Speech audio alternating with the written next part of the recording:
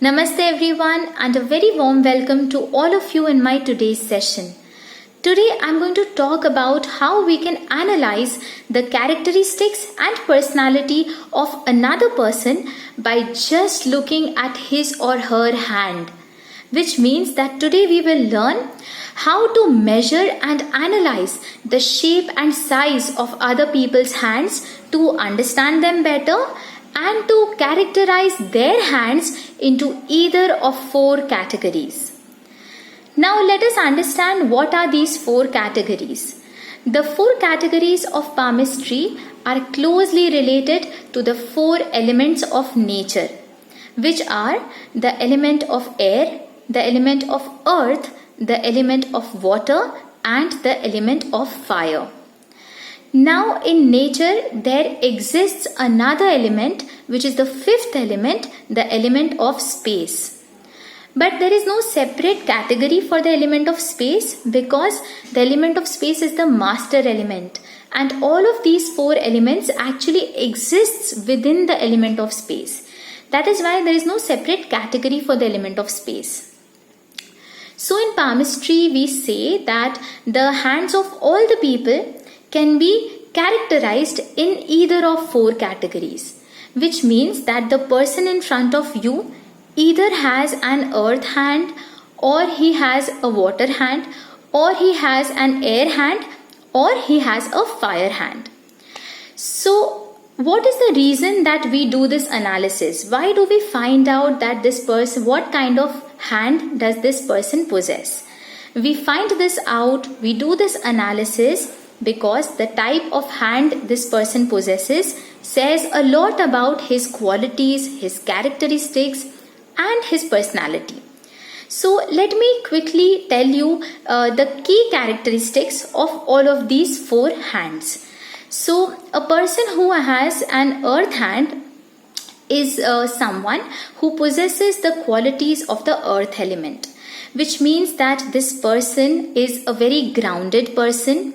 He has a very strong, he's very emotionally stable and emotionally strong person, and his approach and outlook towards the life is very practical and he's very focused. And another interesting thing about people who have an earth hand is that they don't like to change very much. Which means that, for example, if you have hired someone who has an earth hand in your organization, then that person is likely to stay in your organization for a longer period of time. Why? Because they don't like change very much. So that is about a person who has an earth hand. Let us move on to the second category, which is about the person who has an air hand.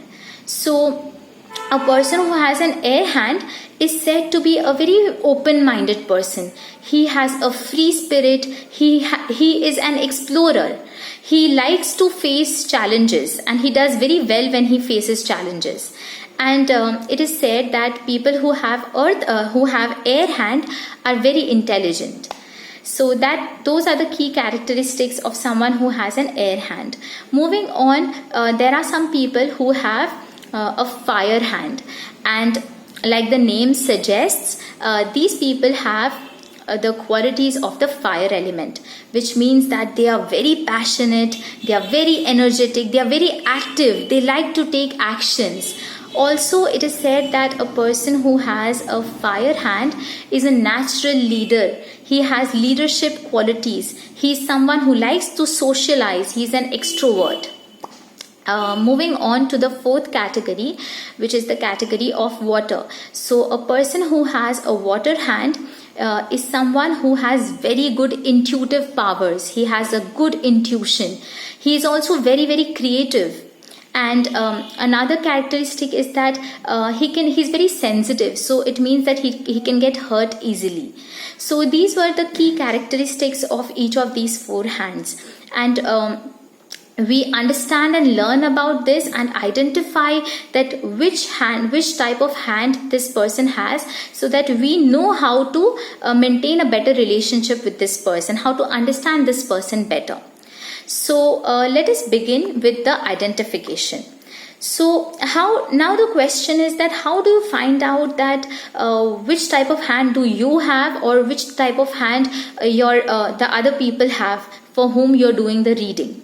So for this you have to understand two concepts. The first concept is that you have to look that whether this person has long fingers or short fingers. That is the first area, the first criteria. And the second criteria which you have to see is that the palm of this person's hand, whether the palm is square in shape or it is rectangular in shape. So these are the two things which you have to take into consideration.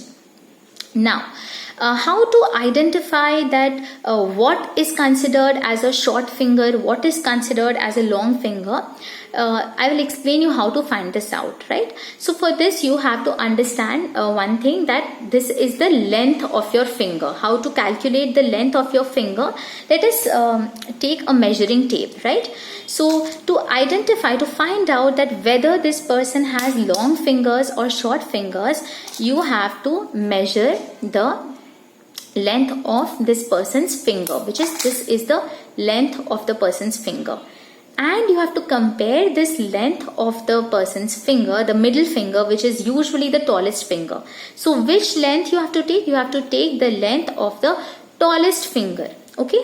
So we compare this length with the width of the palm. Okay. So we will take a measuring tape and we will compare this. This is the width of the palm and we will compare this with the length of the finger. Right. If the length of the finger is more than the width of the palm, then we can say that this person has long fingers. For example, this is my case. In my case, if I do my analysis, I have long finger. Why? Because the length of this middle finger, which is the tallest finger of my palm, is more than the width of my palm. Right? Now, if the length of the finger is less than the width of my palm, then it is said that I have short fingers. Now a question arises that what if the length of this finger and the width of my palm are equal? Then also it falls under the short category. Okay, so if this length and this length is equal, then I will say I have short fingers. If this length is less than this, then also I will say that I have short fingers. But if this length is more than this length, then I will say that I have long fingers, right? So that is the first criteria, that you find out that this person has long fingers or short fingers. The second thing which you have to find out is that whether the shape of their palm, okay, this is the shape of the palm, this shape of the palm is square or rectangular. How to find this out? Again, you have to take the measurement, this measurement, which is the breadth or the width of your palm, and then you have to compare it with the length of your palm, right? So how do you say the length of your palm? It starts from where your middle finger ends all the way to your wrist. This straight line is the length of your palm. And what is the breadth of your palm? This is the breadth of your palm. Now, if the length and breadth, if they are equal, then we can say that this is a square, okay? And if the length is slightly more than the breadth, then we say that the shape of the palm is rectangular. Now, when I did my analysis, I found out that I have a rectangular hand, right? So you can all use a measuring tape and you can actually measure that what is the length and what is the breadth to find out that whether your palm is a square palm or a rectangular palm. Now, how to link these things with the four categories which I just discussed. So, the first category is that if a person has square palm and short fingers, if a person has square palm and short fingers, then this hand is said to be the earth hand, right? Moving on, if a person has square palm and long fingers, then this person is said to have the air hand, okay? Moving on to the third category, if the palm is rectangular and the fingers are short, then it is said that this person has a fire hand. And if the hand or if the shape of the palm is rectangular and the fingers are long, then this person is said to have the water hand.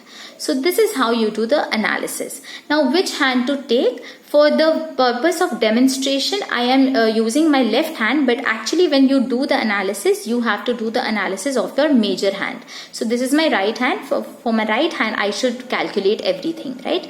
But it does not matter so much, because most of the cases the size and shape of both our hands are same, most of the cases. But nonetheless, to maintain the accuracy of this identification, you must do the measurement of your major hand. Okay, so this is it. It is very simple. I will just repeat once again for you.